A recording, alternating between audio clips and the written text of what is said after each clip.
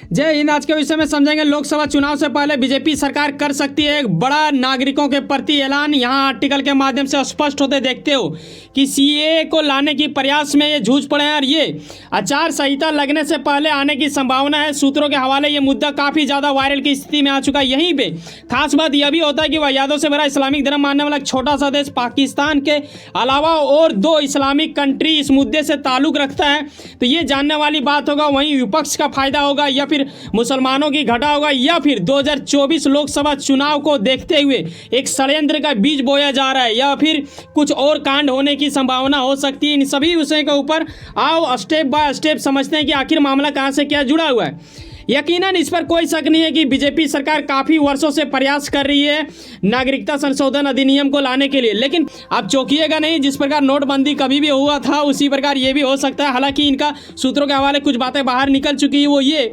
कि बीजेपी के दिग्गज नेता माने जाने वाले, जिन्हें आप चाणक्य के नाम से भी जानते हो, यानी हम बात कर रहे हैं केंद्रीय गृह मंत्री अमित शाह के ओर से 2024 लोकसभा चुनाव से पहले सीएए की घोषणा की जा सकती है। यानी सूचना आपको मिल जाए तो आप घबराइएगा नहीं, क्योंकि पूर्ण रूप से ये लोग तैयारी में बैठे हुए हैं। हालांकि ये लोग उससे पहले ही क्यों करना चाह रहे हैं, चुनाव से पहले घोषणा, ये जानने वाली बात होगा। देखो, होता ये है ना कि भारतीय चुनाव आयोग की ओर से आचार संहिता लगा देने के बाद क्या होता है कि सरकार तो रहती है वही, लेकिन सरकार के पास सरकारी सुविधाओं की उपयोग करने की अनुमति नहीं होती है और ना ही वो कोई चीज़ का घोषणा कर सकती है। अगर वो घोषणा करना चाहे तो वो पर्सनल कोई चीज़ कर सकता है, लेकिन सरकार से जुड़ा हुआ मुद्दे को वो नहीं ला सकती है। यही वजह है कि चुनाव से पहले शायद ये करेंगी कि भाई साहब इन्होंने आखिर लाया कब था इस चीज़ को, क्या इनकी प्रयास काफ़ी वर्षों से रहा, तो ये कब से हुआ। देखो, शुरुआत की गई थी 2016 में, जब बीजेपी ने नागरिकता संशोधन बिल को लाया था लोकसभा में। लेकिन उस वक्त क्या होता है कि लोकसभा में तो पास हो जाता है, लेकिन भाई साहब राज्यसभा इसे ठुकरा देता है। ठीक है, और आपको यह यकीनन पता होना चाहिए कि जब भी हम किसी मुद्दे को लेकर कोई नया कानून बनाते हैं या फिर संशोधन करते हैं तो उसे पास करवाना होता है लोकसभा तथा राज्यसभा। उसके बाद राष्ट्रपति की भी अनुमति होनी चाहिए, तभी जाके ये आगे बढ़ता है और ये एक अधिनियम बनके उभरता है। ऐसे में बीजेपी सरकार 2016 में फेल हो गई, ठीक है, नहीं कर पाई। लेकिन इसका कहीं ना कहीं चुनाव में भी मुद्दा ये सामने आने लगा था कि ये सीएए यानी नागरिकता संशोधन अधिनियम को लाएगी। ऐसे में 2019 में इन्होंने फिर से प्रयास किया और उस वक्त मतलब भव्यता इनका नजर आया कि भाई साहब बहुमत होने के बाद हो सकता है ऐसा वाली बात नहीं होता है कि जब आप बहुमत रहोगे तो नहीं होगा। ऐसे में क्या होता है कि इस बार लोकसभा तथा राज्यसभा दोनों से पास करवा लिया जाता है और आगे चल के जनवरी 2020 को राष्ट्रपति ने भी सीएए की मंजूरी दे देती है, यानी नागरिकता संशोधन अधिनियम पास हो जाता है। ये एक तरह से कानून बनके तैयार हो जाता है। लेकिन दुर्भाग्य वाली बात ये होता है कि तभी से कुछ ऐसी स्थितियां उत्पन्न होने लगती है जिसके वजह से आज भी ये फंसा हुआ है। अभी सिर्फ सूत्रों के हवाले यही पता चल रहा है कि चुनाव से पहले ये लागू कर दी जाएगी, ऐसा कुछ घोषणा सूचना दे दी जा सकती है। लेकिन ये सब क्यों हुआ, क्यों 2019 से लेके 20 के बीच में ये सब कांड हुआ, आगे जो मैं बताऊंगा अभी। लेकिन फिलहाल समझने वाली बात ये भी खास होगा कि भाई साहब ये जो सीएए की मैं बात कर रहा हूँ, ये अगर वर्षों पहले का देखें ना तो 1995 में एक नागरिकता कानून हुआ करती थी, उसी को इन्होंने क्या किया है कि संशोधित कर दिया है। अब इसे बोला जा रहा है नागरिकता संशोधन अधिनियम, जो कि लागू होने की संभावना बढ़ती नजर आ रही है। लेकिन सवाल बड़ा खड़ा ये होता है कि हमारे देश के कुछ लोगों को या फिर अलग अलग समुदाय को ये पसंद क्यों नहीं आ रहा है। क्योंकि वर्षों पहले अगर आप देखें तो 2019 से 2020 के बीच में अलग अलग राज्यों में भयानक प्रोटेस्ट देखने को मिला भाई साहब, जहां पे काफ़ी ज़्यादा कांड होने की भी स्थिति होने लगी थी।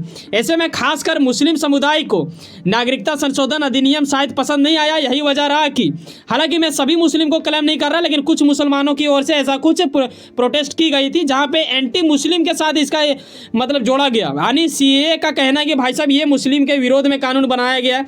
हालांकि ये कितना हद तक सच है कितना हद तक झूठ है, ये आगे वीडियो अंत होते होते आप पूर्ण रूप से समझ जाओगे। उसके बाद आप खुद पे मतलब इतना ज़्यादा क्षमता महसूस करोगे कि आप खुद समझ पाओगे बारीकी से। लेकिन तब जब एंटी मुस्लिम का एक तरह से इससे जोड़ा गया नाम कि भाई साहब ये एंटी मुस्लिम वाला कानून बन चुका है, तो कहीं ना कहीं बीजेपी के ऊपर अड़चन सामने आने लगी। क्यों अड़चन सामने आने लगी? क्योंकि कानून तो बन के तैयार हो गया, लेकिन ये लोग लागू कर ही नहीं पा रहे थे। लागू क्यों नहीं कर पा रहे थे? क्योंकि हमारे देश में काफ़ी ज़्यादा प्रोटेस्ट अलग अलग जगहों पर होने लगा।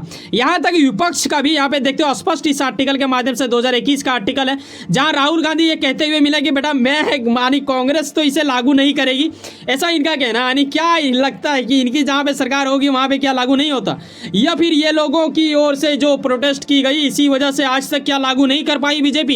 ये भी एक कड़वा प्रश्न है जो कि उभरता हुआ नजर आता है।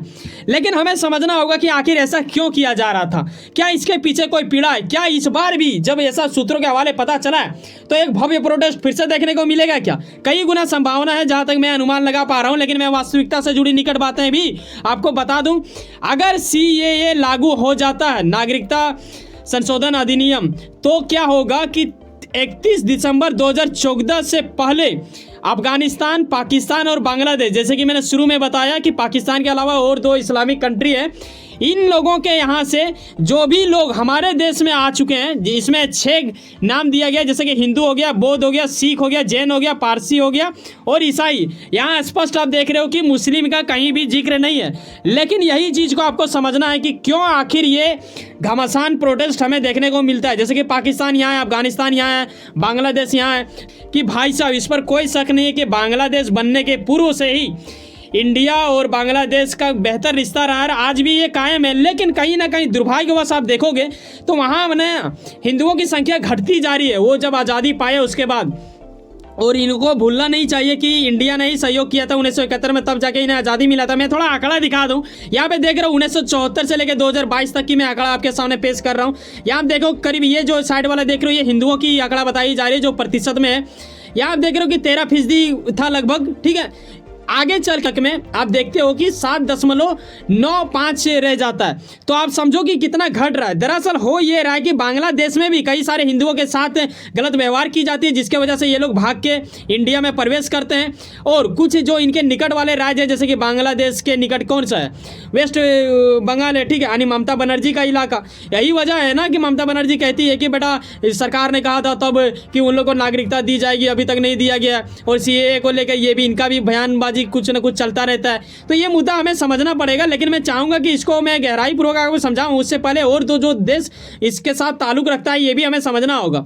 आज अगर मैं अफगानिस्तान का बात करूं तो बेटा ये नाम क्या अफगानिस्तान है, बेटा वहां पे खेला तो चलता है तालिबान का। ये जो देख रहे हो इसे बोला जाता है दिखावटी नेता, ठीक है, लेकिन यही वहां को ऑन करता है। ऐसे में यहाँ ये देख लो कि अफगानिस्तान में अगर मैं बात करूँ तो फिलहाल तो जो कब्जा है वो तो तालिबान का है ही, लेकिन वहाँ ना सिर्फ हिंदू बल्कि अलग कास्ट के भी लोगों को वहाँ तकलीफ होता है।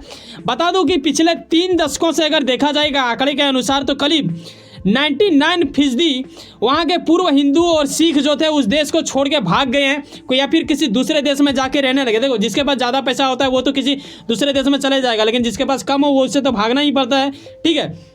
तो ये हो गया अफगानिस्तान का। अब यह वक्त आ चुका है वह यादों से बड़ा इस्लामिक धर्म मानने वाला एक छोटा सा देश पाकिस्तान का। पाकिस्तान का खेला आपको पता है कि ये लोग आटा वाटा के लिए तरसते ही रहते हैं, ये हिंदू के मंदिरों पे भी चोट पहुंचाते हैं। अगर मैं बात करूं 1947 में जब ये पाकिस्तान पैदा हुआ था, देखो मैं इसे आज़ादी क्यों बोलूँ, ये लोग पैदा ही हुआ था, इंडिया ने इसे पैदा किया था, लेकिन जो भी है उसके बाद से वहाँ पर हिंदुओं की संख्या घटती जा रही है।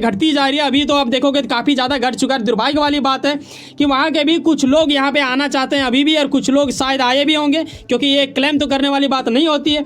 अब क्या हो रहा है कि बीजेपी सरकार यही चाहती है कि सीएए के जरिए इन तीनों इस्लामिक कंट्री से जो आए हुए लोग हैं, जो वहाँ के अल्पसंख्यक थे, यानी कौन अल्पसंख्यक, जो कि उस देश के थे, और वहाँ पे एक मुस्लिम ही ज़्यादा बहुमत है, यानी वो इस्लामिक कंट्री है। लेकिन दुर्भाग्य वाली बात ये भी होगा ना भाई साहब, जब वो लोग आए होंगे तो कुछ मुस्लिम लोग भी वहाँ से भाग के आ गए। अब सवाल ये है कि इंडिया सरकार उन्हें तो नहीं देगा नागरिकता, क्योंकि जो 31 दिसंबर 2014 से पहले इंडिया आए हुए हैं, जो वहाँ के अल्पसंख्यक थे, हमारे यहाँ के अल्पसंख्यक नहीं, तो उन लोगों को यहाँ पे मिलेगी नागरिकता। अब सवाल ये मुद्दा सबसे ज़्यादा खतरनाक ये हो जाता है कि आखिर यहाँ के मुसलमानों को ये चिढ़ क्यों लग रहा है, क्योंकि ये तो वहाँ के लोग हैं नहीं, ये लोग यहाँ के हैं, तो यहाँ के लोगों के मुसलमान को थोड़े ना हटा रहा है भाई। तो फिर आप लोग गलत क्यों समझ रहे हो। देखो प्रोटेस्ट 2 प्रकार की जा रही है। पहली बात, कुछ लोगों चाह रहे हैं कि यार ये लोग वहाँ के अल्पसंख्यक को बचाएंगे, तो वहाँ से जो लोग मुस्लिम भाग के आए, जैसे बांग्लादेश से भी मुस्लिम भी तो आ चुका होगा ना कुछ लोग घुसपैठिए तरीके से, तो उन्हें तो नहीं मिलेगा।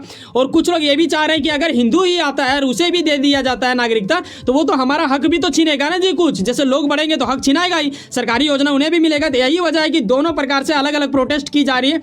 आप अपनी राय अवश्य यहाँ पे साझा कर सकते हो, और आने वाले दिनों में आप देखोगे अगर ये सीएए लागू हो जाता है तो एनआरसी भी पीछे नहीं रहेगा, न भी धीरे धीरे ला देगी बीजेपी सरकार, जहां तक मैं समझ पा रहा हूं।